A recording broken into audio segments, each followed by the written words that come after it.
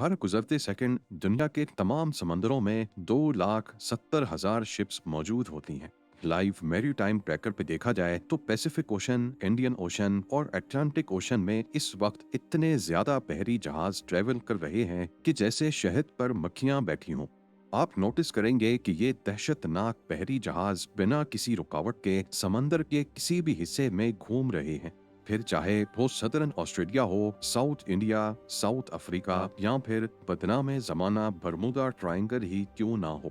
बरमुदा triangle जिसके बारे में काफी कहानियां मशहूर हैं, पर हकीकत इसके बिल्कुल बरक्स है। यहाँ से भी सालाना लाखों कार्गो शिप्स गुजरती हैं और अभी भी लाइव ट्रैकर पर यहाँ कोई ऐसा स्पॉट जाहिर नहीं हो रहा जो इन रंगीन निशानात से खाली हो।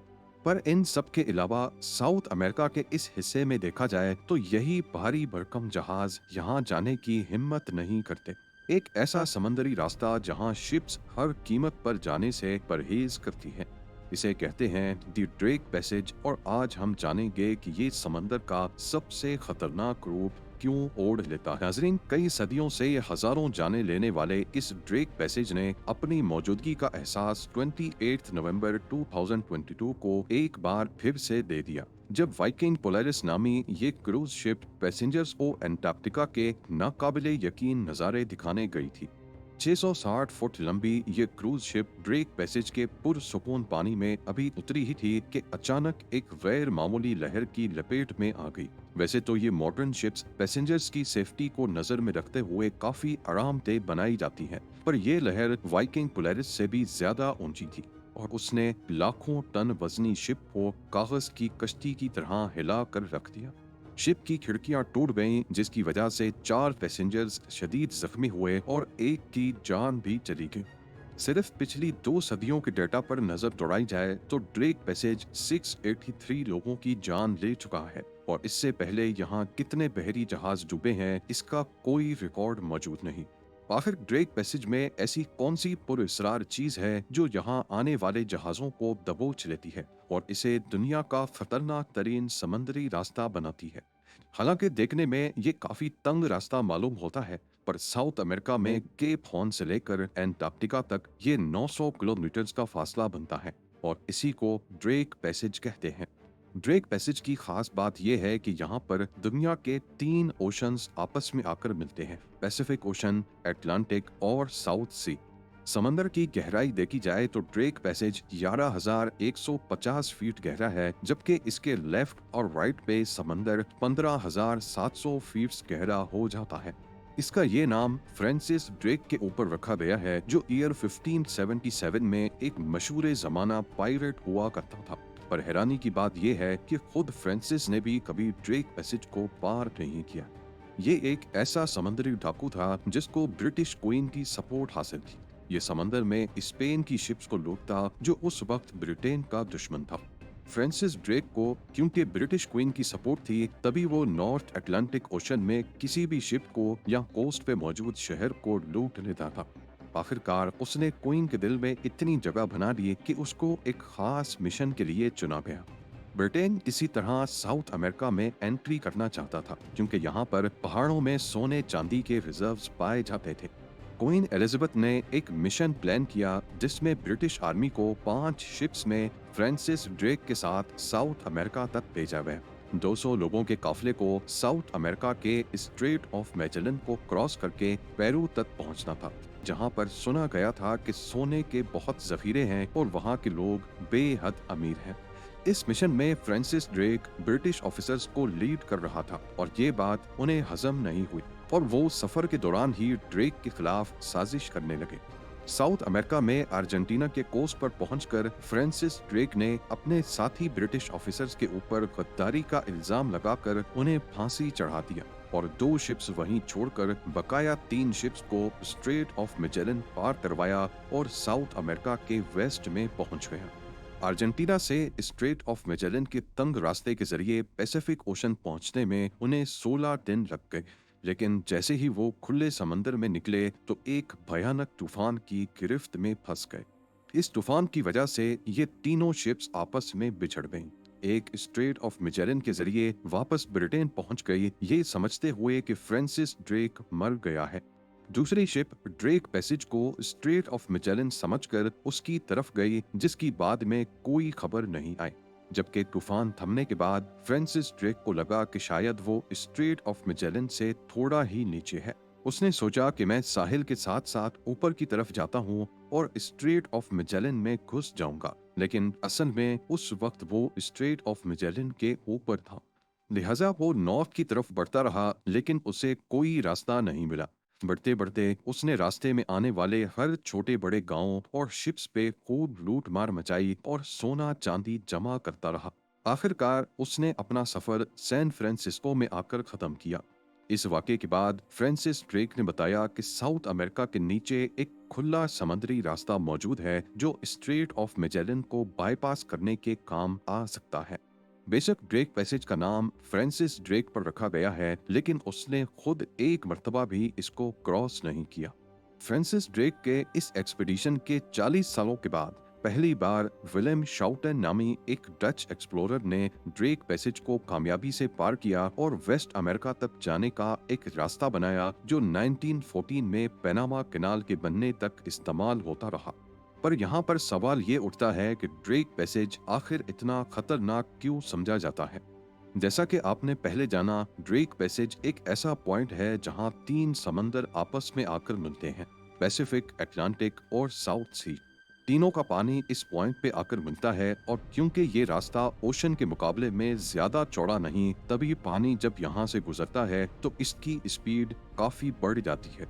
तीनों ओशन के मिलने की वजह से ड्रेक पैसेज से हैरतअंगेज तौर पे 15 करोड़ क्यूबिक मीटर पानी सिर्फ 1 सेकंड में गुजरता है। यानी दुनिया की सबसे बड़ी अमेज़न रिवर से 1 सेकंड में जितना पानी गुजरता है, उससे भी 600 गुना ज्यादा। तो अब आपको अच्छी तरह अंदाजा हो गया होगा कि ड्रेक पैसेज से कितना पानी गुजरता है।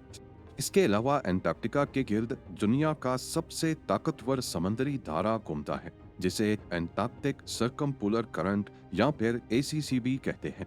ये ठंडे पानी का तेज बहाव अंटार्कटिका के गिर्द गोल गोल घूमता रहता है और इसी की वजह से पैसिफिक और अटलांटिक ओशन का गर्म पानी अंटार्कटिका तक नहीं पहुंच सकता। ये कुदरती निजाम एक तरह से अंटार्कटिका को पिघलने से भी बचाता है, वरना अगर ACC ना हो तो पैसिफिक और अटलांटिक का गर्म पानी अंटार्कटिका को कब का पिघला चुका होता। ACC अंटार्कटिका को क्लॉकवाइज डायरेक्शन में घूमकर महफूज रखता है, लेकिन ड्रेक पैसेज के पास आकर इसमें से थोड़ा सा पानी साउथ अटलांटिक ओशन में चला जाता है। यही वजह है कि ओशन के इस हिस्से में अचानक से ऊंची लहरें बनने का खदशा रहता है और सबसे बड़ा मसला ये है कि इन ऊंची लहरों को पहले से प्रिडिक्ट करना भी काफी मुश्किल है। एक्सपर्ट्स का मानना है कि ड्रेक पैसेज से गुजरते वक्त यहाँ समंदर के सिर्फ 2 ही रूप होते हैं, जिसको ड्रेक लेक और ड्रेक शेक का नाम दिया गया है। ड्रेक लेक का मतलब है कि कभी कभार यहाँ किसी किस्म की लहरें नहीं होती और किसी झील की तरह समंदर खामोश होता है। लेकिन जब लहरें बनती हैं तो फिर कोई बीच का लेवल नहीं है, बल्कि वो बहुत शदीद होती हैं और इस कंडीशन को ड्रेक शेक कहते हैं। यहाँ ज्यादातर हादसात होने की वजह भी यही है, क्योंकि ये दिखता कुछ और है पर असल में वैसा नहीं होता। ये अलग अलग रूप में क्यों रहता है, इसकी सही वजह आज तक किसी को भी मालूम नहीं, पर एक्सपर्ट्स का मानना है कि शायद ऐसा मौसम के बदलने की वजह से होता है। पैसिफिक और अटलांटिक ओशन की नम और गर्म हवाएं अंटार्कटिका की तरफ रुख करती है, जिसकी वजह से एटमॉस्फेयर में प्रेशर का डिफरेंस पैदा होता है। उनका ख्याल है कि शायद ये प्रेशर का डिफरेंस ही अचानक से यहाँ 20 से 30 मीटर ऊंची जानलेवा लहरें बनाता है, पर इस चीज का अभी तक कोई साइंटिफिक एविडेंस नहीं मिला। ड्रेक पैसेज में एक और खदशा भी जाहिर किया जा रहा है कि जब तीनों समंदर आपस में मिलते हैं तो तीनों की डायरेक्शन एक दूसरे के ऑपोजिट होती है, जिसकी वजह से समंदर में एक व्हिर्लपूल इफेक्ट पैदा होता है, जिसे गिरदाब या पानी का चक्कर भी कहते हैं। इस इफेक्ट की वजह से बहरी जहाजों का इसमें से निकलना काफी चैलेंजिंग होता है और अगर इसी दौरान कोई खतरनाक लहर पैदा हो गई तो फिर वो जहाज को अगर नुकसान ना भी पहुंचाए तो ठीक ठाक झूला जरूर देती है।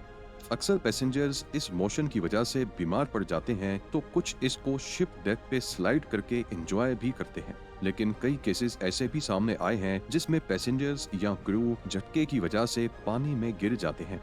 ड्रेक पैसेज में पानी का टेम्परेचर -6 डिग्री सेल्सियस होता है और ये दुनिया में वाहिद ऐसी जगह है जहां माइनस में होने के बावजूद भी पानी लिक्विड फॉर्म में ही रहता है। इतनी ज्यादा ठंड बदन को फौरन फ्रीज कर देती है और हाइपोथर्मिया के बायस इंसान की मौत हो जाती है। इसके अलावा ड्रेक पैसेज का मौसम बहुत ही अनप्रिडिक्टेबल होता है। ये एक ऐसा एरिया है जहां पर तेज हवाएं, लहरें और तूफान बहुत तेजी से बदलते हैं। कुछ वक्त ये पैसेज शांत और साफ होता है जबकि दूसरे वक्त ये तूफानी और खतरनाक हो जाता है। साइंटिफिक कम्युनिटी अभी तक यहाँ के इस एबनॉर्मल मौसम की सही वजह मालूम नहीं कर पाई। इन सब चीजों के साथ साथ कई लोग ड्रेक पैसेज को एक अनोखी और सुपर नेचुरल जगह भी मानते हैं।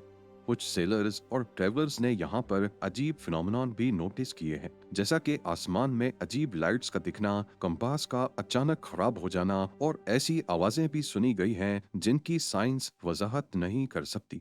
आपको यहाँ बताते चलें कि ड्रेक पैसेज के आसपास का इकोसिस्टम भी एक मिस्ट्री से कम नहीं है, क्योंकि इस एरिया में एंटार्क्टिक सर्कमपोलर करंट्स की वजह से समंदर में वो मखलूक नहीं पाई जाती जो नॉर्मली दूसरे समंदरों में मौजूद है। यहाँ काफी मुख्तलिफ समंदरी प्रजातियां पाई जाती हैं जिनकी बॉडी माइनस टेम्परेचर और हाई प्रेशर को आसानी से झेल सकती है। ये एक्सट्रीम कंडीशंस दूसरी समंदरी मखलूक के लिए बहुत चैलेंजिंग हो सकती है, इसी वजह से उनका यहाँ कोई नामो निशान नहीं। लेकिन साइंटिस्ट्स अभी तक इसकी असल वजह समझने से कासिर हैं। ड्रेक पैसेज के ये तमाम फिनोमेनॉन साइंटिफिक लॉजिक की समझ से बाहर हैं, तभी इनका ठोस जवाब अभी तक कोई नहीं दे पाया। इन्हीं खतरों और लंबे रास्ते से बचने के लिए 1914 में पनामा कैनाल वजूद में आया, लेकिन आज भी सुपर साइज की कार्गो शिप्स और एक्सपीडिशन शिप्स ड्रेक पैसेज का रुख करती हैं।